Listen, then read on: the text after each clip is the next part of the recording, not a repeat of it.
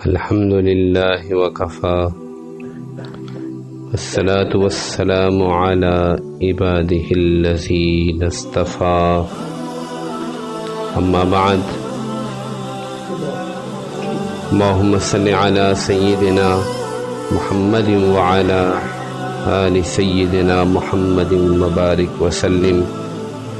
عن أبي هريرة رضي الله تعالى عنه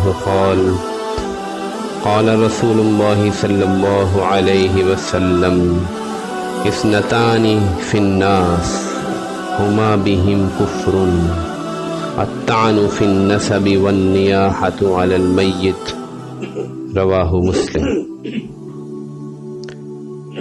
گزشتہ کئی روز سے کتاب الایمان کے اندر سے وہ کفری اعمال بیان کیے گئے جن کے اوپر حضرت صلی اللہ علیہ وسلم نے کفر کا اطلاق کیا، اور یہ اعمال یہ کفر کے حصے ہیں.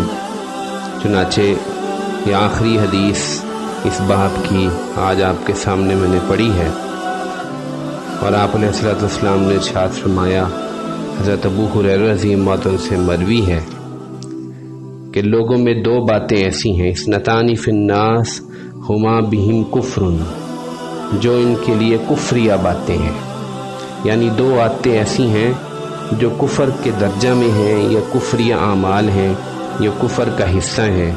الطعن فی النسب والنیاحۃ علی المیت، لوگوں کے نسب پر طعن کرنا، کسی کے نسب پر عیب لگانا، اور میت پر نوحہ کرنا، بین ڈالنا، چیخنا، گریہ وزاری کرنا، یہ دونوں چیزیں کفری اعمال ہیں، کفر کا حصہ ہیں جو لوگوں میں آئے ہیں. نسب کے طعن کرنا یہ ہمارے ہاں بھی اس کا بڑا رواج ہے، اور اللہ کے نبی نے فرمایا کہ کسی کو کسی پر فضیلت نہیں، نہ عربی کو اجمی پر، نہ گورے کو کالے پر، نہ اجمی کو عربی پر، کیونکہ تم سب آدم کے بیٹے ہو. وآدم خلق من تراب، اور آدم تو مٹی سے بنے ہیں. تو عربوں میں بھی چونکہ حسب نسب کا بہت قبائل کے اندر رواج تھا، تو یہ چیز یہ کیا ہے، یہ انسانوں کے اندر ایک ایسی چیز ہے جو انتہائی ناپسندیدہ ہے کہ سارے کے سارے انسان اللہ نے پیدا کیے ہیں، اور یہ قبیلے اور یہ خاندان اور یہ برادری اللہ نے صرف اس لیے بنائے کہ تم ایک دوسرے کو پہچان سکو. آگے فرمائے ان اکرمکم عند اللہ اتقاکم، اللہ کے نزدیک تو عزت کا معیار صرف تقوی ہے، انسان تو سب برابر ہے. اور دوسری چیز جس کے بارے میں فرمایا کہ یہ کفریہ اعمال میں سے ہے، لوگوں کے اندر یہ کفریہ چیز جاری ہے، وہ میت پر بین کرنا ہے.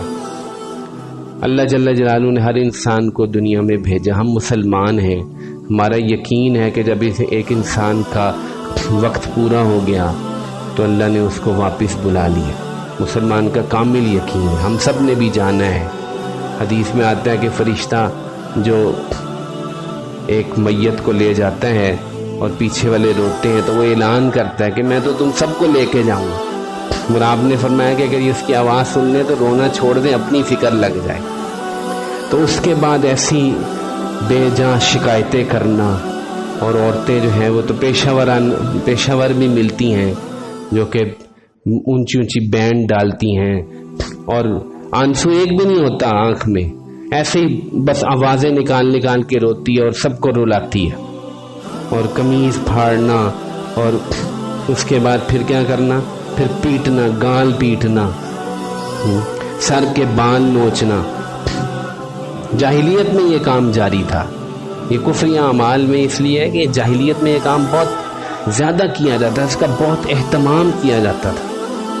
چنانچہ مسلم شریف کی روایت ہے کہ ابو سلمہ رضی اللہ عنہ جب فوت ہوئے تو ام سلمہ رضی اللہ عنہ نے سوچا کہ میں یہ کرتی ہوں، اور فرماتی ہے کہ مدینے کے اوپر والے حصے سے ایک عورت بھی پہنچ گئی میری مدد کے لیے، اور ہم دونوں نے ابھی شروع کرنا ہی تھا اونچی اونچی یہ بینڈ ڈالنا کہ ایک دم سے رسول اللہ صلی اللہ علیہ وسلم تشریف لے آئے. اور آپ نے فرمایا کہ شیطان جس گھر سے نکل گیا تھا تم آج دوبارہ بینڈ ڈال کے اس گھر میں شیطان کو داخل کرنا چاہتی ہو. بہت سخت نکیر فرمائی تو وہ فوراً رک گئی. تو یہ کام جو ہے وہ آج بھی جاری و ساری ہے، اور اس کو جو ہے وہ نہ روکا جاتا ہے نہ اس کی. آنسو بہانے پر کوئی اشکال نہیں ہے، آنسو بہانا تو غم کا حصہ ہے. چنانچہ مسلم کی روایت ہے کہ آپ علیہ السلام کے بیٹے کا جب انتقال ہوا حضرت ابراہیم کا، تو وہ آپ کی گود میں تھے اور بچے کی آخری سانسیں جو ہیں وہ نکل رہی تھی. جیسے مشکیزے میں سے پانی نکلتا ہے ایسے اس کی آخری سانسیں نکل رہی تھی اور آپ علیہ السلام کی آنکھوں سے آنسو بہ رہے تھے. تو صحابی جو ساتھ بیٹھے تھے انہوں نے کہا کہ اللہ کے نبی یہ آنسو کیوں؟ تو آپ نے فرمایا کہ ہم اللہ کی تقدیر پر راضی ہیں، یہ تو غم کا اظہار ہے. تو رونے پر پابندی نہیں ہے، چیخیں مارنے پر اور کپڑے پھاڑنے پر اور گال پیٹنے پر. اور بعض لوگ جو ہیں وہ تو اس سے بھی آگے بڑھ جاتے ہیں. تو اللہ جل جلالہ ان کفری اعمال سے جو آج تک بیان کیے گئے ان سے حفاظت فرمائے. انشاءاللہ تعالی اب ہم کچھ منافقانہ اعمال اور نفاق کی تعریف حدیث کی روشنی میں بیان کریں گے، اور اس کے بعد پھر ہم انشاءاللہ آگے کتاب الایمان کی مزید ابحاث کو چلائیں گے. اللہ جل جلالہ سے دعا ہے اللہ تعالی ہم سب کو ایسے تمام اعمال سے محفوظ فرمائے اور ہمیں کامل دین پر عمل کرنے کی توفیق نصیب فرمائے. وآخر دعوانا الحمدللہ رب العالمین.